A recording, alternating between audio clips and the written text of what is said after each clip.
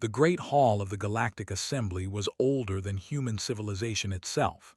Its walls stretched upward into darkness, carved from stone taken from a dead world.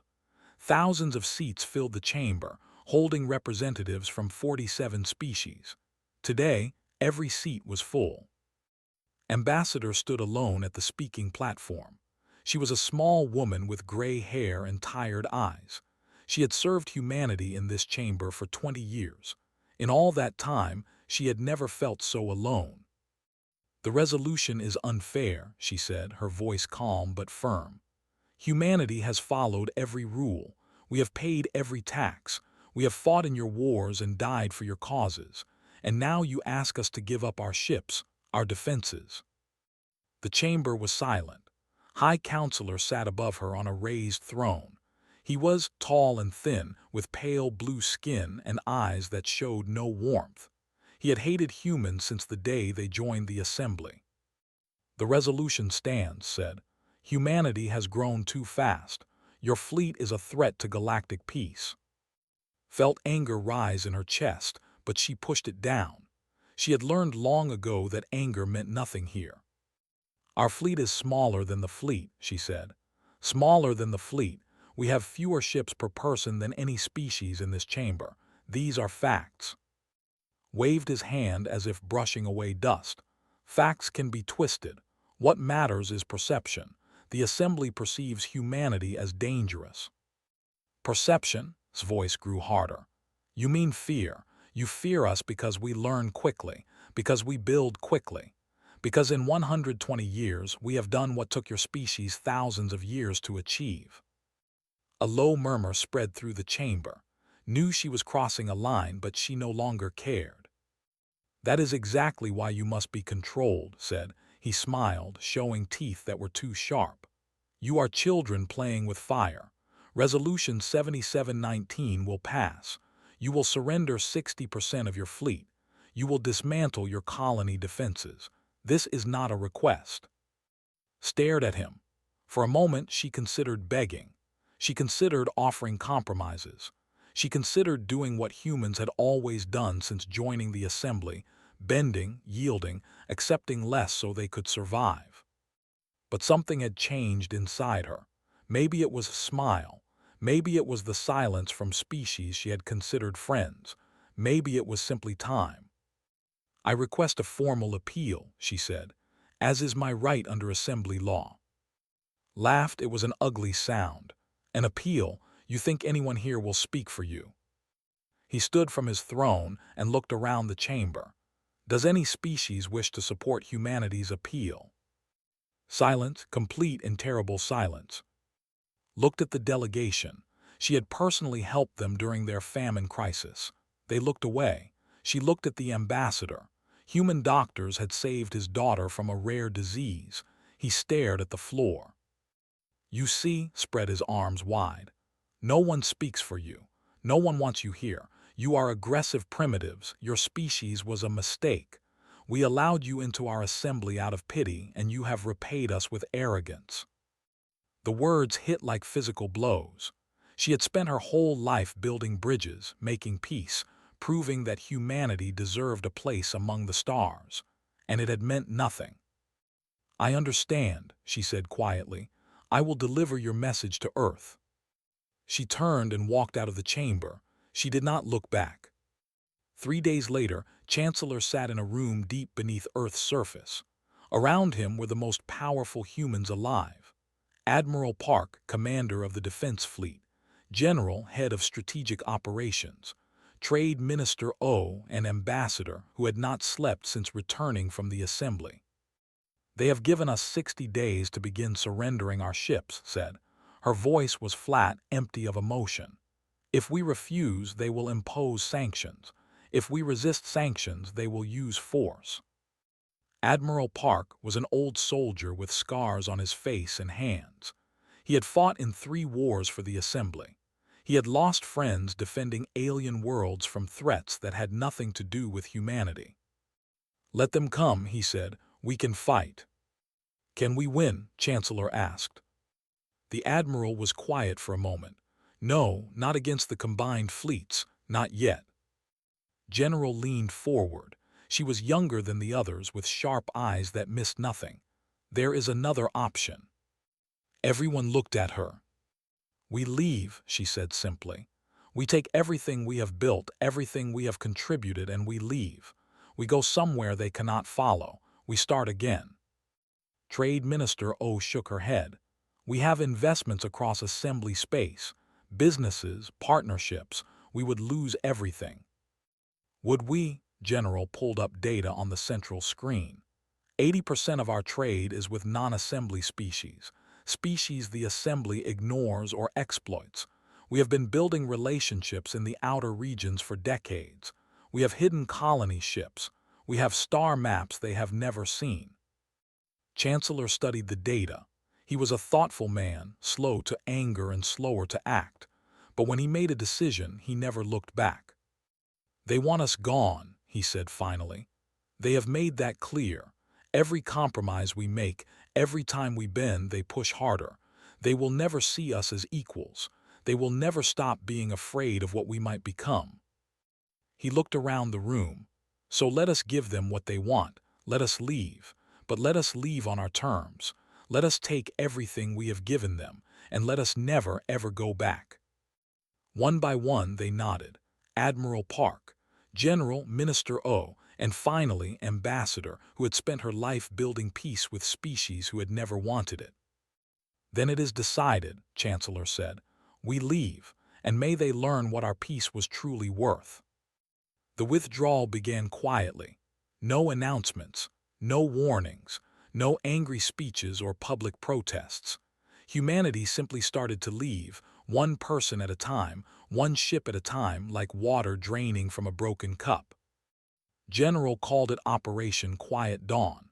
She had been planning it for 15 years, ever since she first understood that the Assembly would never accept humanity. Every detail had been thought through. Every move had been practiced. On the human engineers who maintained the planetary power grid requested transfers home. Their supervisors were confused but not worried. Humans came and went all the time. They approved the transfers. On the trading stations, human merchants began closing their shops. They sold their goods at fair prices, paid all their debts, and booked passage back to Earth. When asked why, they smiled and said they missed home. In the great hospitals of the Assembly, human doctors finished their current cases and then quietly resigned. They left behind detailed notes for their replacements. They were professional until the very end. Dr. Im watched all of this from her laboratory on Luna. She was the lead scientist of Project Exodus, humanity's greatest secret. For 30 years, she had been building ships. Not ordinary ships, but massive vessels designed to carry millions of people across the galaxy. Ships that could travel farther and faster than anything the Assembly had ever created. "How many are ready?" General asked through the secure channel. 12 carriers, Dr. Im replied. "Each one can hold 500,000 people. We can begin launching in 48 hours. Begin preparations. We launch on schedule." Dr. Im ended the call and looked out her window at Earth. She had been born there, in a small town near the southern coast.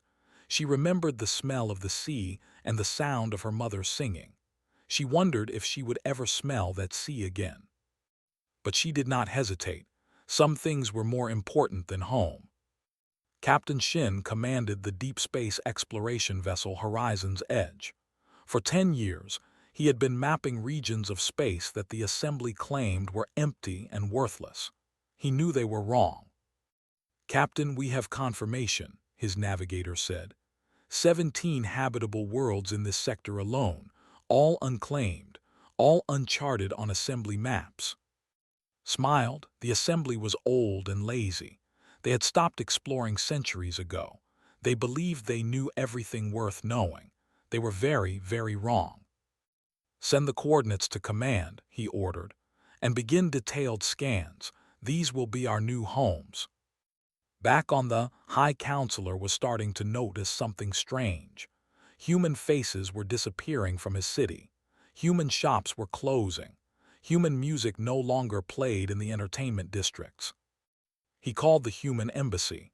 The line was disconnected. He sent a message to ambassador. There was no response. He tried to contact human businesses, human organizations, human cultural centers. Nothing. Silence everywhere. 3 weeks after Resolution 7719 passed, finally understood what was happening. He called an emergency session of the Assembly. The humans are leaving, he announced. Not just our worlds, all worlds. They are withdrawing completely from Assembly space. The chamber erupted in confusion. The ambassador demanded to know why the human medical teams had abandoned their famine relief projects. The delegation reported that human engineers had left their shipyards, taking their tools and knowledge with them.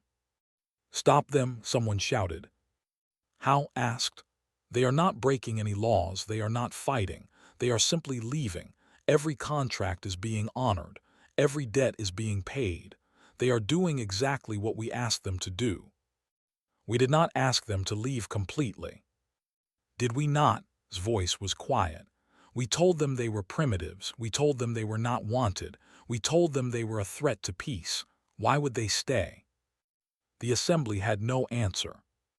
On the 42nd day after the resolution, Ambassador returned to the Great Hall one final time.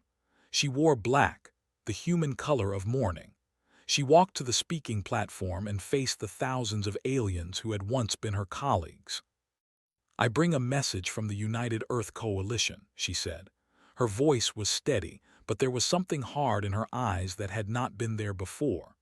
"As of today, all human citizens have been recalled from Assembly space. All human property has been removed. All human knowledge and technology has been withdrawn." She paused and looked directly at High Counselor. "You wanted us gone, we are leaving. But hear this clearly, do not follow us. Do not contact us. Do not enter the space we claim as our own. The peace between humanity and the Assembly is over, not because we chose war, but because you made peace impossible." She reached into her pocket and pulled out a small device. It was her Assembly identification chip, the symbol of her position and her species membership in galactic civilization. She dropped it on the floor. "Goodbye, Counselor. I hope you find the peace you were looking for." Then she turned and walked away.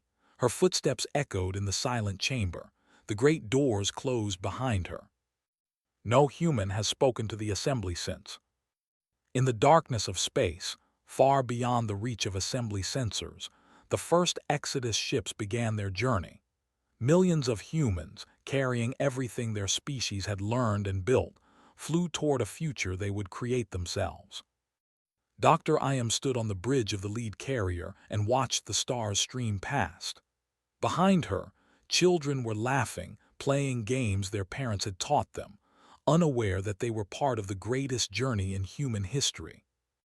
"We are clear of Assembly space," the pilot announced. "We are free." Free, Dr. Iam tasted the word. It had never felt so real. "Set course for the new territories," she ordered. "Take us home." The first system failed 3 months after the humans left. It was a small thing, really. A water purification plant on the colony world of. Human engineers had designed it 40 years ago. Human technicians had maintained it ever since. When they left, they took their knowledge with them. The engineers tried to fix it. They had the blueprints. They had the tools, but the system was beyond their understanding. It was too advanced, too efficient, too human. Within a week, 2 million were drinking contaminated water.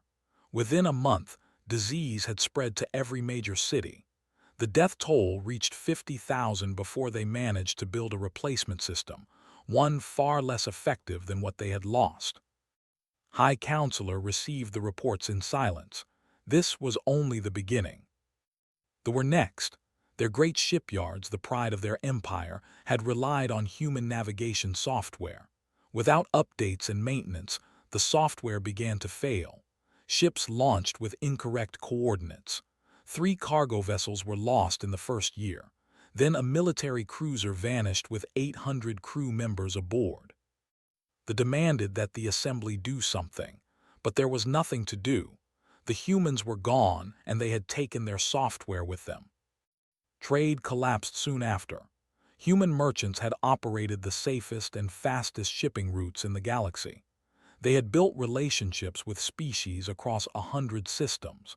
They had guaranteed deliveries that other traders could not match. Now those routes were empty.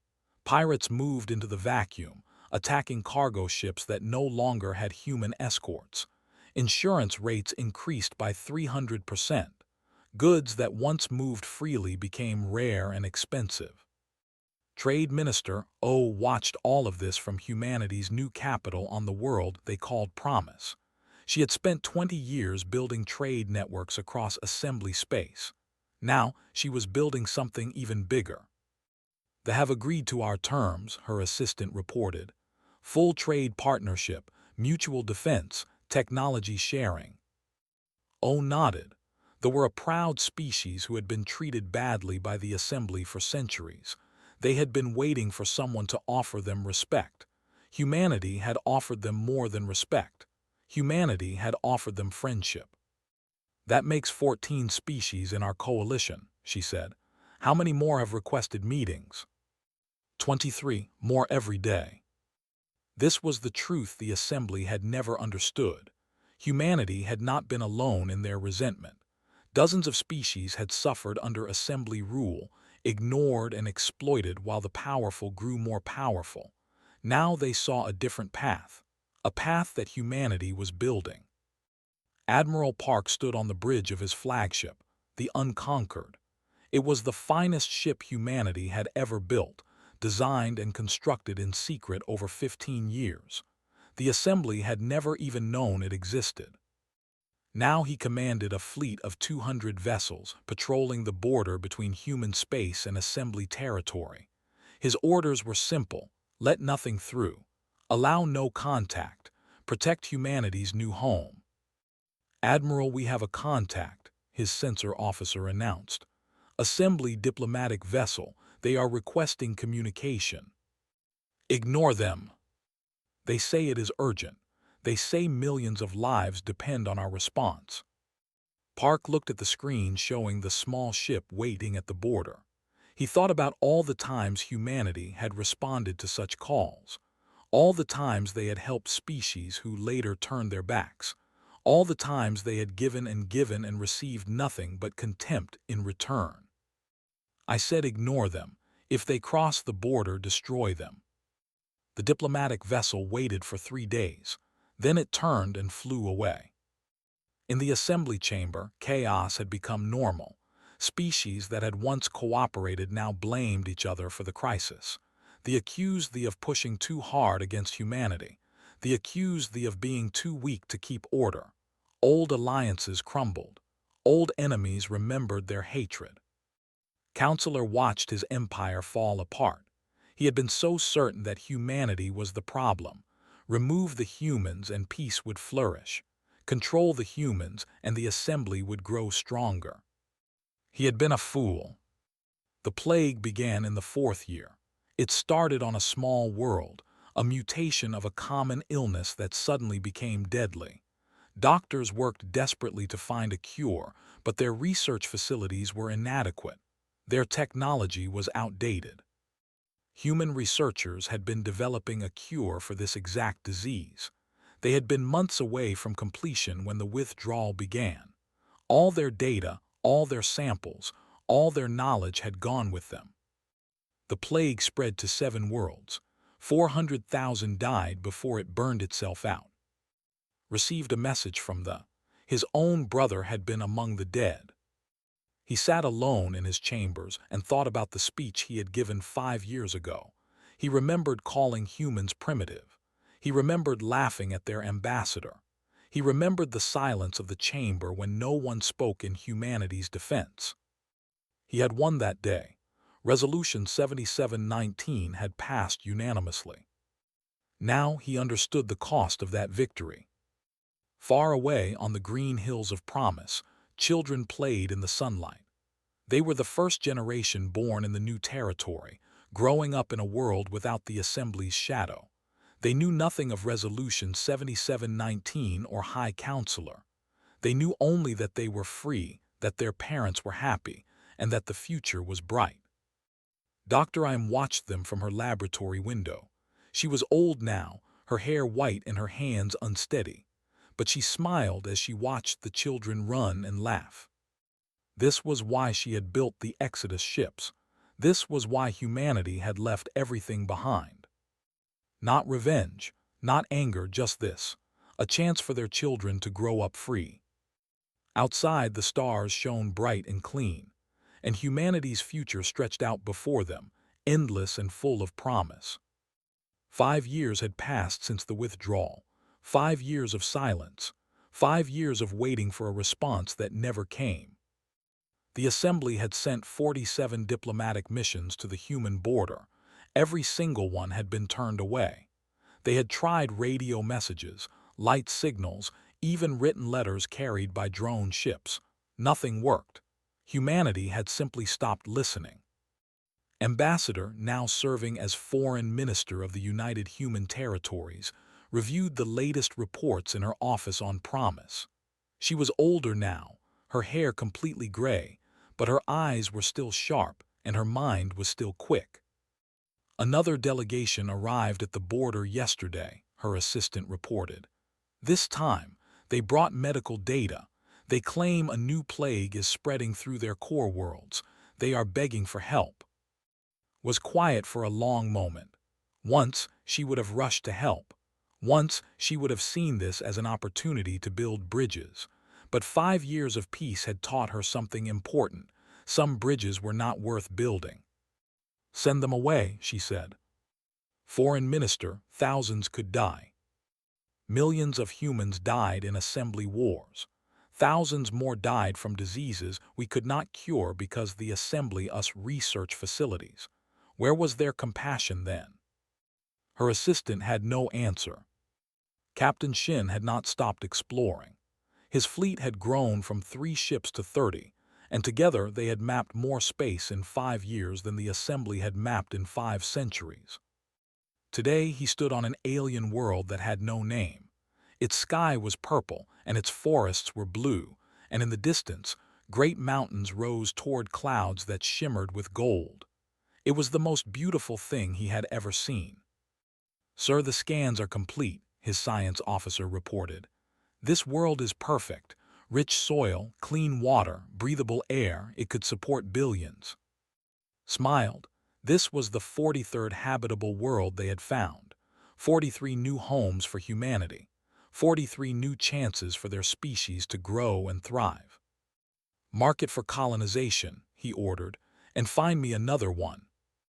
Back on Promise, Specialist Nam sat at her communication station, monitoring signals from across the galaxy. She was young, only 25, born just 3 years before the withdrawal. She had never set foot on Earth, had never seen the assembly chambers, had never known what it felt like to be a second-class citizen in someone else's empire. To her, the assembly was just a distant memory, a story her parents told. But today, she heard something that made her heart stop. Foreign Minister, she called through her communicator, you need to hear this.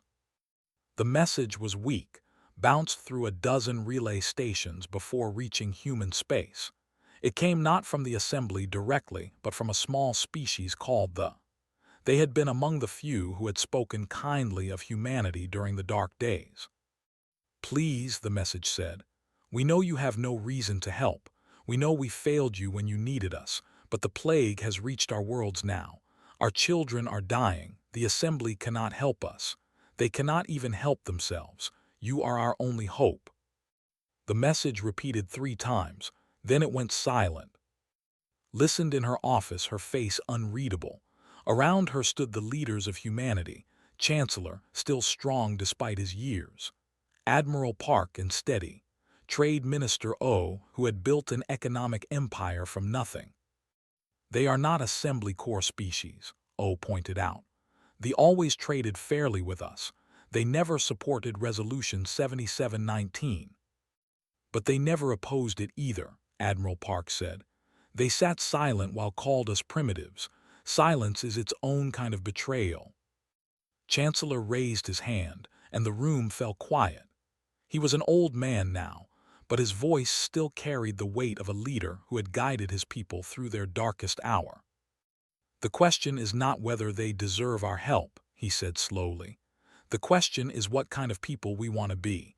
Do we want to be like them, cold and calculating, helping only when it benefits us? Or do we want to be something better? Shook her head. With respect, Chancellor, being something better is what got us treated like servants for 100 years. We smiled and helped and gave, and they took everything we offered and then demanded more. So we should become like them. No, we should become ourselves. We should build our own civilization, protect our own people, and let the galaxy sort out its own problems. We owe them nothing. The Chancellor was silent for a long time. Outside his window, the sun was setting over promise, painting the sky in shades of orange and red. I remember Earth, he said quietly. I remember standing on a beach watching the waves. I was 15 years old, and I believed that one day humanity would take its place among the stars, that we would be welcomed, that we would find friends. He turned to face them. I was a fool. The galaxy does not want friends. It wants servants. It wants resources. It wants to use and discard and move on to the next victim. We learned that lesson the hard way. He straightened, and suddenly he looked not old but ancient, like a mountain that had weathered 10,000 storms. The will not be helped. The assembly will not be helped. We made them choose between our dignity and their approval. They chose wrong. Now they will learn what our peace was truly worth. One by one, the others nodded. Drafted the response herself. It was short, only 3 sentences.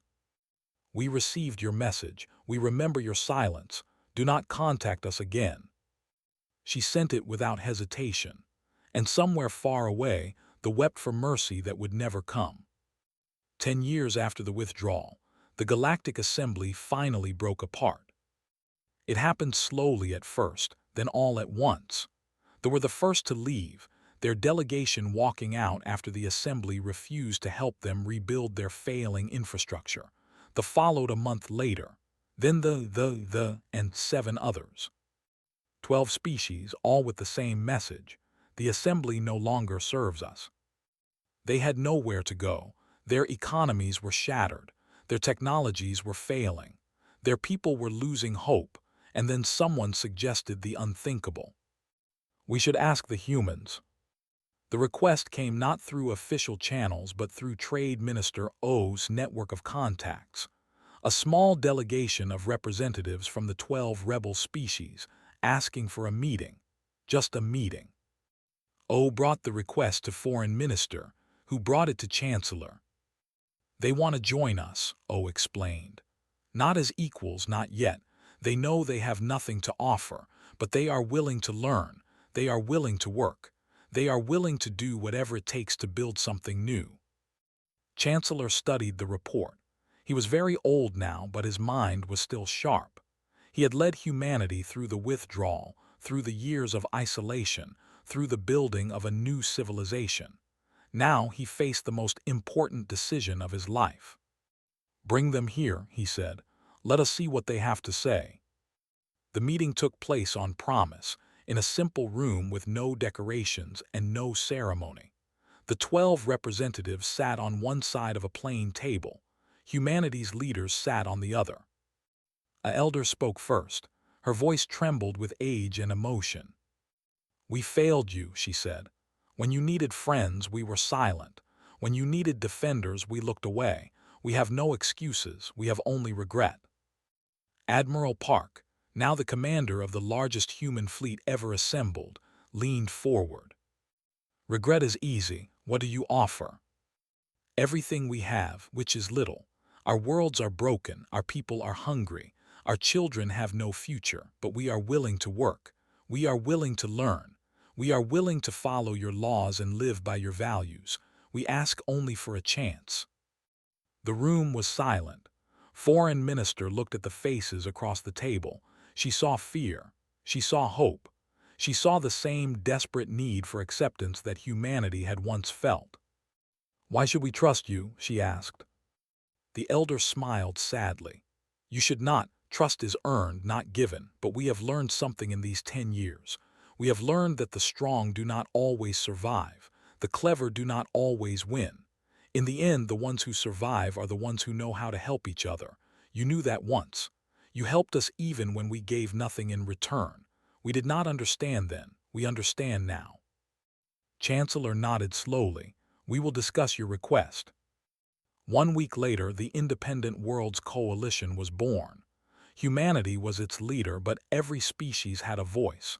Every species had rights. Every species had responsibilities. It was not the assembly. It was something new, something better. High Counselor watched the news from his chambers on the assembly was a shadow of what it had been. 17 species remained, down from 47.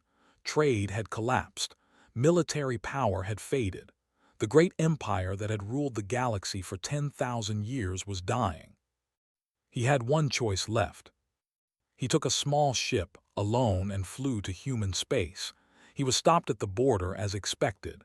But this time he did not ask for communication. He transmitted a simple message: "I surrender. Do with me what you will." They made him wait. For 3 weeks he sat in a small room on a human station, eating human food, sleeping on a human bed, watching human children play in the corridors outside his window. Finally, they brought him to promise.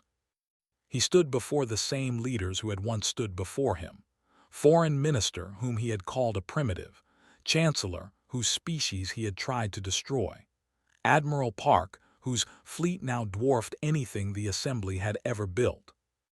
They looked at him without hatred. That was the worst part. They looked at him like he was nothing, a small, sad creature who had once seemed important. "I have come to offer terms," said, trying to keep his voice steady. "Full restoration of human rights, reparations for all damages, a permanent seat on whatever council governs your coalition, anything you want." Studied him for a long moment, then she spoke. "You misunderstand, Counselor. We did not leave because we wanted better terms. We left because we realized we never needed you." Felt his legs weaken. "Then what do you want?" "Nothing you can give, but we have an offer for you." Chancellor stood, and despite his age, he seemed to tower over the chamber. "The Assembly may join the Independent Worlds Coalition as junior members, following human protocols, learning human values, proving over time that you can be trusted, or you can continue alone, watching your empire crumble while ours grows." He paused. "Choose." Closed his eyes. He thought about his pride. He thought about his species. He thought about the 10,000 years of assembly glory, now ending not with a battle but with a surrender. He knelt. "We accept." 6 months later, Admiral Park stood on the bridge of the Unconquered, watching a fleet of human colony ships pass into new frontiers. Behind them, 30 worlds flourished under human guidance. Around them, 25 species worked together in peace. His second-in-command, Captain Shin, stood beside him. "We found another cluster," said. 60 habitable worlds, enough for centuries of growth." Park nodded. He thought about everything humanity had been through. The humiliation, the rejection, the long, quiet years of building and waiting, and now this. "They thought peace meant submission," he said quietly. "They thought we would break if they pushed hard enough. They never understood us." Smiled. What did they miss? Park looked out at the stars, endless and bright and full of promise. Peace is not submission. Peace is having the strength to walk away, and the power to never look back. The colony ships flew on, carrying humanity's children toward a future they had built themselves. And behind them, the old empire faded into history, remembered only as a lesson in what happens when the powerful forget that strength is not the same as worth. Humanity had learned that lesson. they would never forget.